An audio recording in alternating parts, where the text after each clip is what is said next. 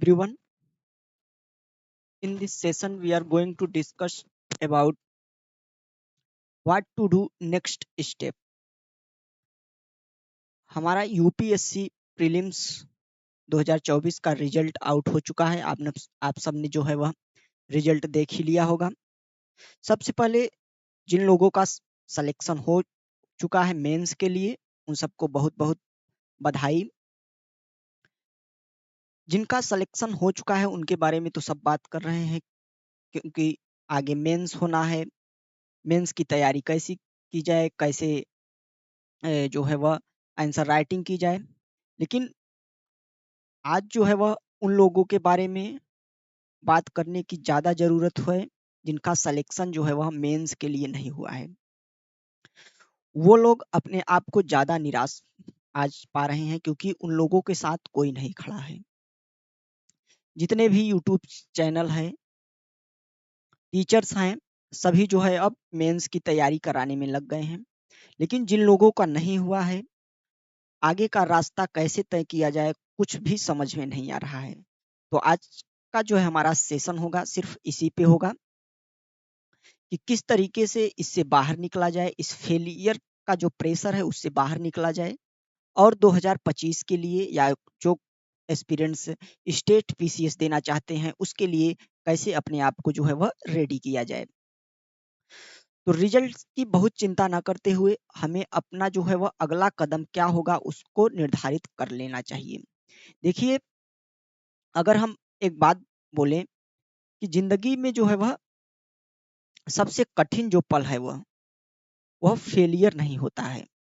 जब फेलियर हाथ लगता है तो वह सबसे कठिन पल नहीं होता है। सबसे कठिन पल वह होता है जब माँ बाप की आंखों में जो है वह निराशा देखनी पड़ती है और कहना पड़ता है कि नहीं हुआ। सबसे कठिन पल वही होता है कि जब कहना पड़ता है नहीं हुआ। बट ये अंत नहीं है। यदि आप सोचे कि ये अंत है तो यह एक अंत नहीं है, बल्कि यह क्या है, एक नई शुरुआत है। माँ बाप की आंखों में जो है वह निराशा के साथ साथ उनका प्यार भी देखो। वह चाहते क्या है आपसे? अपने माँ बाप से कहो, आपका जो विश्वास ही जो है वह मेरी क्या है, ताकत है। यदि माँ बाप आपके साथ रहेंगे, पेरेंट्स आपके साथ रहेंगे, तो आप नेक्स्ट स्टेप जो है वह मजबूती के साथ ले सकते हैं। याद रखो, जो तूफान तुम्हें तोड़ने आया है, यह जो फेलियर रूपी तूफान है जो आपको तोड़ने आया है, वह तुम्हें और मजबूत बनाकर जाएगा। कैसे बनाकर जाएगा? यदि आप उसका सही उपयोग करेंगे, यदि आप इस कठिन परिस्थिति में टूटेंगे नहीं। आज का दिन मुश्किल जरूर है। रिजल्ट हमने देखा, हमारे मुताबिक रिजल्ट नहीं आया। आज का जो है हमारा दिन है यह मुश्किल जरूर है, पर कल तुम्हारा होगा, कल हमारा होगा। क्योंकि तुम जो है वह हारे नहीं हो, सिर्फ रुके हो। यह जो फेलियर है क्षण भर का, यह आपकी हार नहीं है। यह क्या है? सिर्फ आप रुके हो और अगले कदम के लिए जो है वह मजबूती के साथ तैयार रहो। तो आप सबके साथ आपके पेरेंट्स हैं, लोग क्या कहते हैं उसकी चिंता ना करते हुए पेरेंट्स को भरोसा दिलाइए कि आपकी जो यह विश्वास है हमारे प्रति, वही मेरी ताकत है, और मैं अगले साल, अगले अटेम्प्ट में जरूर करके दिखाऊंगा। तो शुरुआत करते हैं। आज का जो है हमारा पूरा सेशन होगा। सबसे पहले हम देखेंगे कि हमसे गलतियां क्या क्या हो गई। क्या सचमुच 2024 का पेपर इजी था? क्या 2024 की एक अपॉर्चुनिटी हमने खो दी? इतना बेहतरीन पेपर जो है क्या अगले वर्ष भी हमें मिल सकेगा? तो सबसे पहले हम पेपर को देखेंगे कि हमने गलतियां कहाँ कहाँ की। क्या हम एक सीरियस एस्पिरेंट होने के नाते, यदि हम सीरियस एस्पिरेंट हैं, बेसिक बुक्स कवर की हैं हमने, तो हमने गलतियां कहाँ की? तो इस संबंध में जो है वह आज का हमारा पूरा सेशन होगा। तो शुरू करते हैं। तो सबसे पहले जो हमारा पेपर है, जो हमारा यूपीएससी सीएससी 2024 का जो पेपर था, यदि उसको हम देखें तो अभी आपको हम पेपर के कुछ क्वेश्चंस भी दिखाएंगे। तो हम सबसे पहले इसको 3 पार्ट्स में बांट सकते हैं। इस पूरे पेपर को 3 पार्ट्स में भाग, इस एनालिसिस का हमारा सिर्फ एक मकसद है कि व्हाट टू डू नेक्स्ट, हम आगे क्या करने वाले हैं, आगे आने वाले जो 11 महीने बचे हैं उसमें हम क्या करेंगे। तो उसके लिए हमें पूरे पेपर को जो है एक एनालिसिस करना जरूरी है, क्योंकि जो गलती हमने 2024 में की वह 2025 में नहीं कर सकते किसी भी हालत में। तो इसलिए यह सेशन काफी इंपॉर्टेंट हो जाता है हमारे लिए। तो देखते हैं, तो पहला यदि कैटेगरी हम देखें तो उसमें वह प्रश्न है जो आसान प्रश्न थे। आसान प्रश्न थे। आसान प्रश्न कहने का मतलब सीधे सीधे सीधे सीधे जो है वह किसी किसी जो है वह बुक में किसी बुक में थे। यानी कि जो हम जनरली पढ़ते हैं, कोई ना कोई स्टैंडर्ड बुक, जैसे कि हम पढ़ते हैं पॉलिटी के लिए लक्ष्मीकांत, हिस्ट्री के लिए स्पेक्ट्रम, ज्योग्राफी के लिए एनसीईआरटी या फिर सविन सर के कुछ नोट्स। इस प्रकार की जो स्टैंडर्ड्स बुक हैं उनको हम पढ़ते हैं। तो उन बुक्स से सीधे सीधे जो है वह, यदि इन्हीं स्टैंडर्ड बुकों को, हर सब्जेक्ट की स्टैंडर्ड बुक जो है वह, उनको हम अच्छे से फॉलो करते तो उनसे हम कितने प्रश्नों को कर सकते थे 2024 के इस पेपर में। तो हमने इसको एनालिसिस किया आपके लिए, तो हमें पता चला लगभग 50 क्वेश्चन ऐसे थे जो कि आसान थे, जिन्हें मैं आसान मानता हूं, जो आसानी से एक सीरियस एस्पिरेंट कर लेता। ये 50 क्वेश्चन जो है वह किसी न किसी स्टैंडर्ड बुक में, जो हर एक एस्पिरेंट पढ़ता है, उसमें सीधे सीधे दिए गए हैं। आप सोचिए 18 क्वेश्चन ज्योग्राफी और पॉलिटी के स्टैटिक पार्ट से आ जा रहे हैं, 10 से 11 क्वेश्चन इकोनॉमी के स्टैटिक पार्ट से आ जा रहे हैं।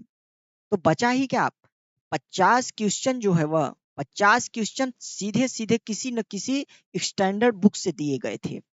हमसे गलती कहाँ हुई, हम में यूपीएससी ने लैंग्वेज में फंसाया, लैंग्वेज में फंसाया, उस लैंग्वेज में फंसकर हमसे प्रश्न गलत हुए, जो गलती हमें जो है वह 2025 में नहीं दोहरानी है। तो इसीलिए यह सेशन इंपॉर्टेंट है। तो 50 क्वेश्चन जो है हम, हमारा जो पहला, यदि हम बांटे उसको पहले कैटेगरी में, तो 50 क्वेश्चन की एक कैटेगरी निकलती है जो कि आसान थी, वह सीधे किसी न किसी स्टैंडर्ड बुक से थे। यदि इन प्रश्नों की मैं बात करूं तो आपको मैं कुछ प्रश्न भी दिखाता हूं।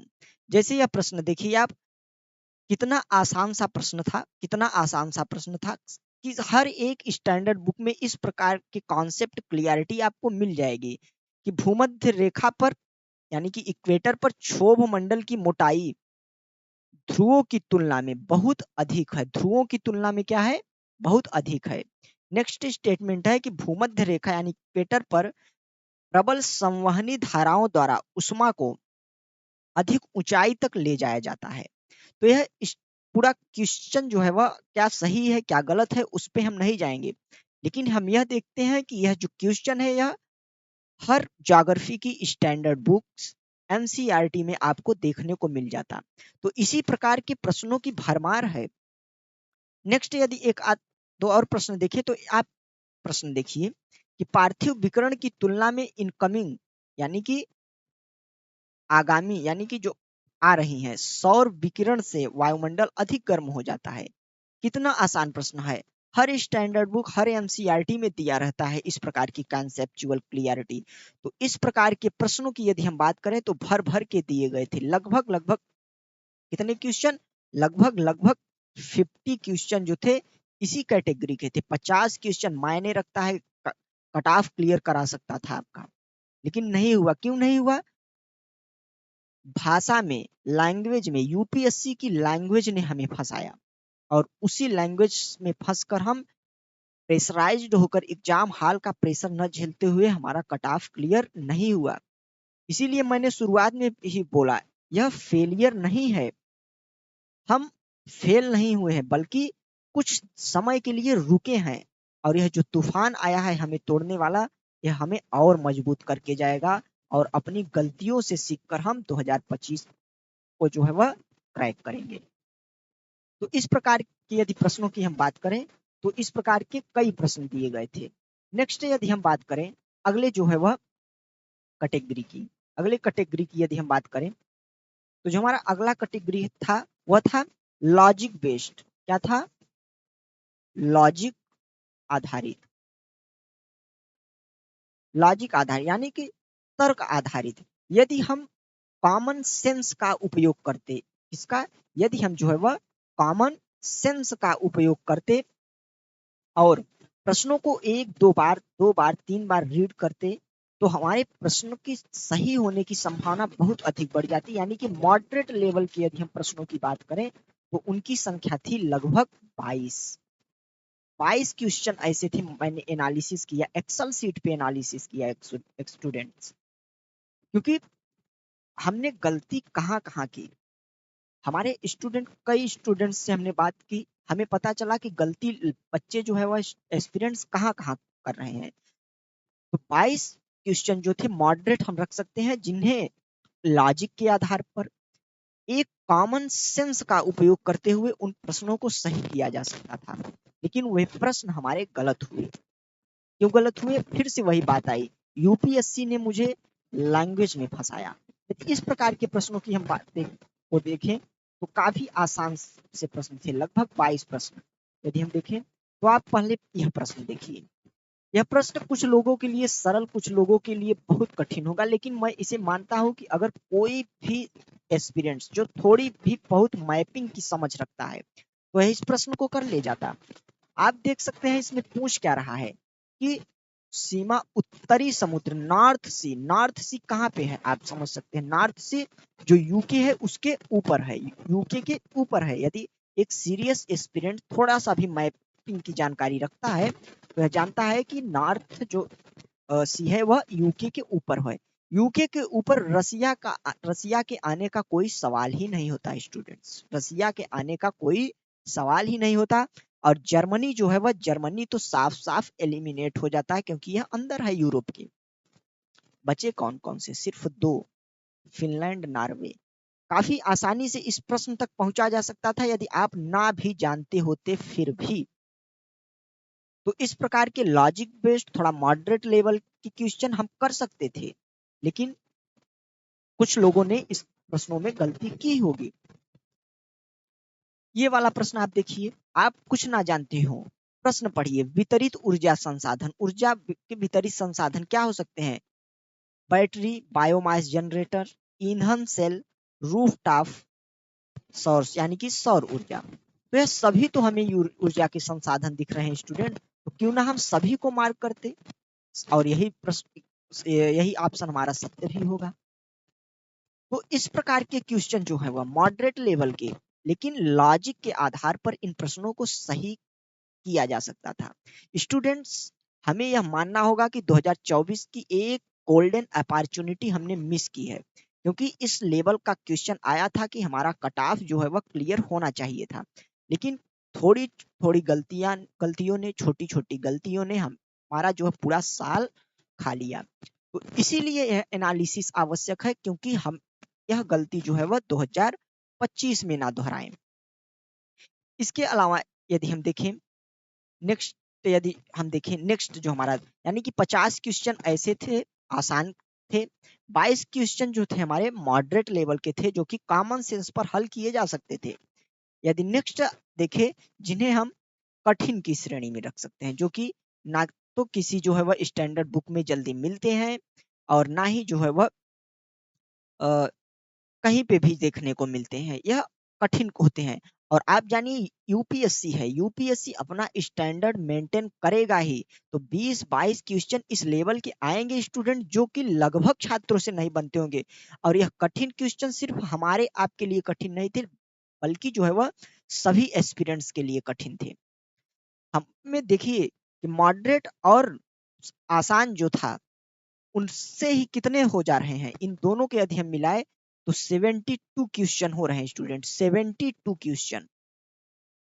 यदि इन 72 क्वेश्चन में से हम मान ले रहे हैं आपके लगभग लगभग 15 क्वेश्चन या 17 क्वेश्चन गलत हो गए, फिर भी आपके पास बचते हैं कितने? 55 क्वेश्चन। मान लीजिए आसान और लॉजिक बेस्ड जो क्वेश्चन थे उसमें से 15-17 क्वेश्चन गलत हो गए, फिर भी आपके जो है वह 55 क्वेश्चन सही हो रहे हैं। यदि हम बात करें कठिन प्रश्नों की, तो कठिन प्रश्नों की संख्या थी 28 थी स्टूडेंट। यदि आप इसमें से 10-12 क्वेश्चन भी करते और 10-12 में 4-5 भी सही होता, तो आपका जो सही क्वेश्चन की संख्या होती वह 60 पहुंच जाती और आप इजिली 100 मार्क्स को क्रॉस कर जाते थे। यदि कठिन प्रश्नों की को हम दिखाएं तो आपको दिखा दें कि कठिन प्रश्न किस प्रकार के आए थे। जैसे कि यह प्रश्न रहा इतिहास का, यह इसको मैं एक कठिन प्रश्न में रखता हूं, क्योंकि जनरली जो है वह इस प्रकार के प्रश्न एस्पिरेंट्स की निगाहों से बच जाते हैं, तो इसे मैं कठिन प्रश्न मानता हूं। इसके अलावा यदि हम देखें तो कुछ कठिन प्रश्न है, जैसे यह इतिहास का भी यह भी प्रश्न है, यह भी कठिन प्रश्नों में मैं इसको मानता हूं। कम ही बच्चे इसको सही कर पाएंगे होंगे, लेकिन आप भरोसा रखिए, यदि आपसे यह प्रश्न नहीं बन रहे थे तो लगभग 90% स्टूडेंट से यह क्वेश्चन नहीं बन रहे थे। हमने गलती कहाँ की? हमने गलती सिर्फ वहां की कि हमारे आसान और मॉडरेट लेवल के जो क्वेश्चन थे वह गलत हुए, उन्हें हम सही नहीं कर पाए। देखिए होता क्या है ना यार, कि यूपीएससी की परीक्षा में आसान क्वेश्चन को सब सही करते हैं, गलत कहाँ करते हैं? कड़े क्वेश्चन में, हार्ड क्वेश्चन में। लेकिन यदि हम आसान क्वेश्चन को ही गलत कर दें तो फिर तो वह जो है वह माफी के लायक नहीं रहेगा, और उस वही जो होगा मेरा सिलेक्शन, हमारा आपका सिलेक्शन रोकता है। तो इस प्रकार का एनालिसिस हमारे लिए बहुत जरूरी है। आप बैठिए, प्रश्नों को देखिए, कहाँ आपसे गलती हुई, क्या आप उन प्रश्नों को पढ़े थे, उन प्रश्नों को क्या आप समझने में दिक्कत कर गए, इसीलिए वह प्रश्न आपके गलत हो गए। तो इस प्रकार का एक एनालिसिस बहुत ही ज्यादा जरूरी है। नेक्स्ट जो है, हम इस सेशन का हमारा जो मकसद है वह था व्हाट टू डू नेक्स्ट, यानी कि अगला कदम जो है हमारा क्या होना चाहिए, किसके लिए? 2025 के लिए। क्योंकि सेलेक्टेड स्टूडेंट्स को बताने के लिए कि मेंस की तैयारी करो, ऐसे आंसर राइटिंग करो, बहुत सारे लोग बैठे हैं। लेकिन 2025 के लिए जो 2024 में निराशा हाथ लेकर बैठे हुए एस्पिरेंट्स हैं, वे क्या करें? तो उनके लिए आज मैं एक सरल स्ट्रेटजी बताऊंगा कि what to do next, what to do what to do next. आगे हमें क्या करना होगा, अगला कदम हमारा क्या होगा? तो सबसे पहले तो हमारा कदम यही होगा जो कि हमने क्या क्या गलतियां की उसको नोट करना। हम क्वेश्चंस के लैंग्वेज को नहीं समझ पाए, हमने बेसिक बुक कवर नहीं की थी, हमने उसको रिवाइज नहीं किया था। इस प्रकार की गलतियों को हम समझें और उसको जो है वह नोट करें। इसके अलावा अपने इस निराशा के पल को पीछे छोड़ते हुए आगे की ओर बढ़ें। अपने पेरेंट्स के साथ कुछ वक्त बिताएं, उनसे बातें करें, उन्हें भरोसा दिलाएं। आपको भी इससे भरोसा होगा। यकीन मानिए, ना सिर्फ उन्हें भरोसा होगा, आपकी बात करने से आपको भी सेल्फ कॉन्फिडेंस आएगा, और ऐसा जरूर करें। इसके बाद आप तैयारी के लिए फिर से जो है अपने आप को रीस्टार्ट करें। रीस्टार्ट बहुत जरूरी है स्टूडेंट्स।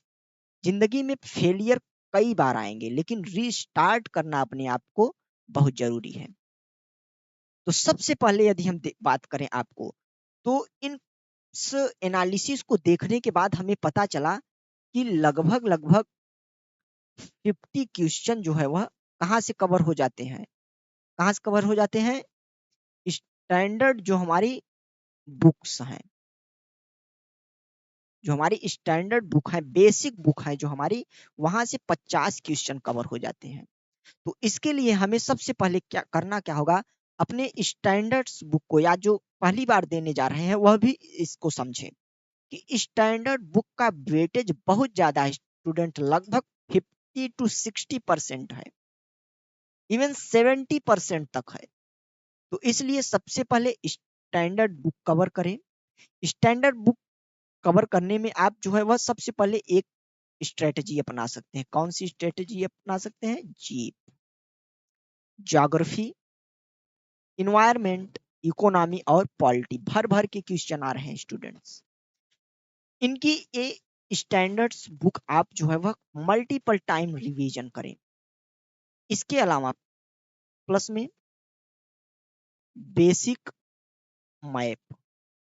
बेसिक मैप क्या है स्टूडेंट्स? बेसिक मैप से हमारा तात्पर्य यह नहीं है कि आप करंट अफेयर देखने लग जाएं, कौन सा प्लेस जो है वह न्यूज में है उसको देखने लग जाएं।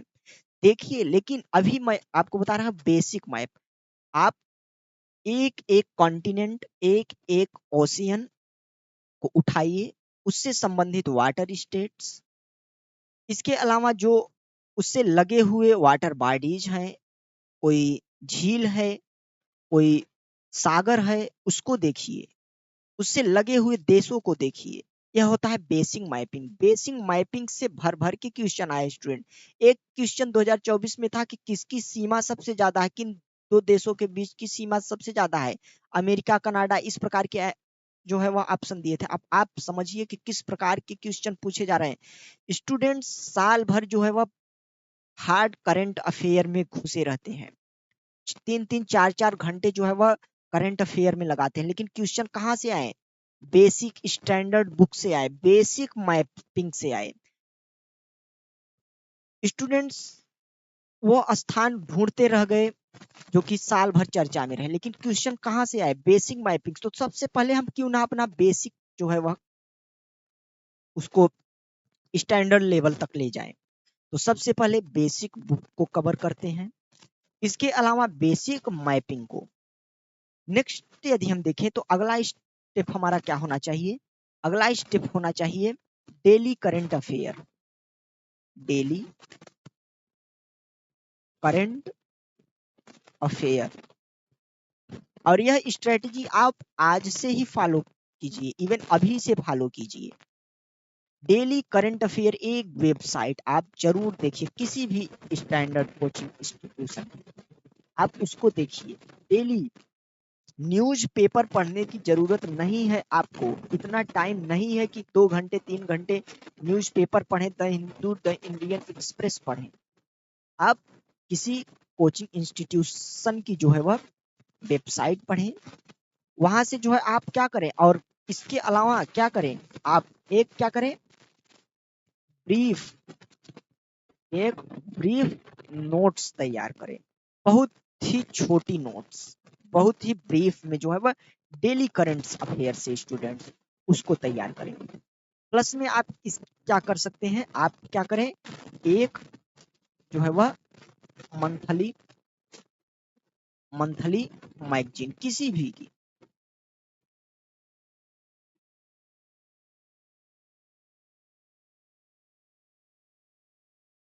किसी भी इंस्टीट्यूशन की जो है वह एक मंथली मैगजीन जो है आप उसको ले। सिर्फ इतना ही सोर्स करंट अफेयर में रखिए, बाकी अपने बेसिक बुक पर ज्यादा से ज्यादा भरोसा कीजिए स्टूडेंट्स। बेसिक मैपिंग पे ज्यादा से ज्यादा भरोसा कीजिए, वहां से क्वेश्चन उठेंगे, आपसे बनेंगे और आप कट ऑफ क्लियर करेंगे।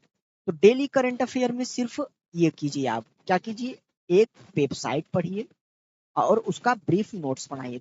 इसके अलावा एक मंथली मैगजीन को कवर कीजिए, ठीक।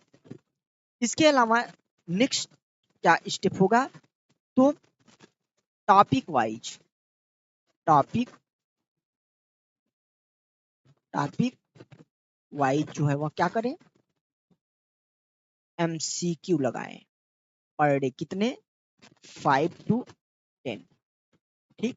5 to 10 जो है वह टॉपिक वाइज। जैसे टॉपिक वाइज का क्या मतलब, चैप्टर वाइज। जैसे मान लीजिए आपने इकोनॉमिक में आज मनी मार्केट पढ़ा, ठीक, या बॉन्ड मार्केट पढ़ा, तो बॉन्ड मार्केट या मनी मार्केट या एक्सचेंज टॉपिक जो भी आपने पढ़ा, उससे रिलेटेड जो है वह 5 से 10 एमसीक्यू जरूर आप लगाइए।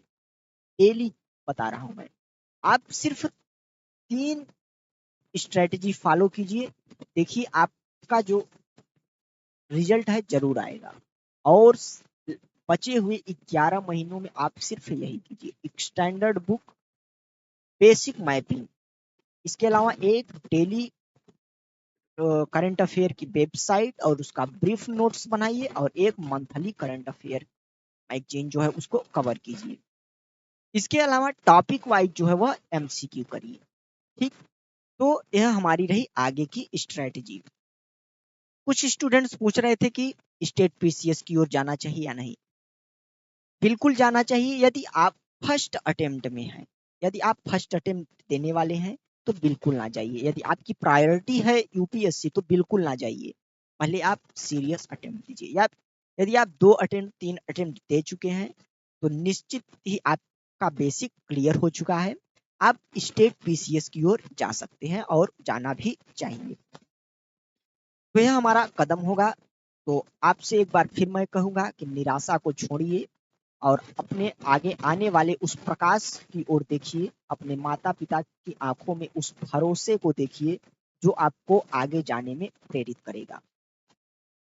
यदि हम बात करें तो डेली करंट अफेयर की, तो मैं अपने इस प्लेटफ़ॉर्म एस्पिरेंट आईएएस पर एक इनिशिएटिव लेना चाहता हूँ। आप कमेंट में बताइएगा।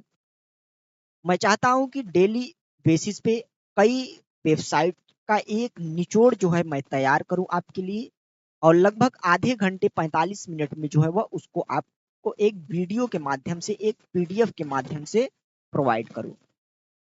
तो यह एक इनिशिएटिव लेना चाहता हूँ मैं और डेली बेसिस पे न्यूज़पेपर्स और तमाम जो करंट अफेयर की वेबसाइट्स हैं, पीआईबी है, ऑल इंडिया रेडियो है, उससे जो भी करंट अफेयर हमारी परीक्षा के लिए उपयोगी हो उसको छाँट के आपके लिए जो है वह एक 30 मिनट 45 मिनट के एक वीडियो के रूप में लेकर आऊँ।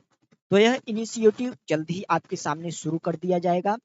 तो आप उसको देखिए और सपोर्ट कीजिए ताकि आपके लिए इस प्रकार के इंटरेस्टिंग टॉपिक और मोटिवेशनल वीडियो और टॉपिक से रिलेटेड वीडियो हम आप तक पहुँचाते रहें। तो आज का सेशन हमारा यहीं तक। आप जो है वह एक बार फिर आपसे कहेंगे कि आप जो है इस निराशा के बादल को छाँटिए और उस प्रकाश को देखिए जो आपका इंतजार कर रहा है। तो मिलते हैं नेक्स्ट सेशन के साथ, तब तक के लिए नमस्कार, जय हिंद।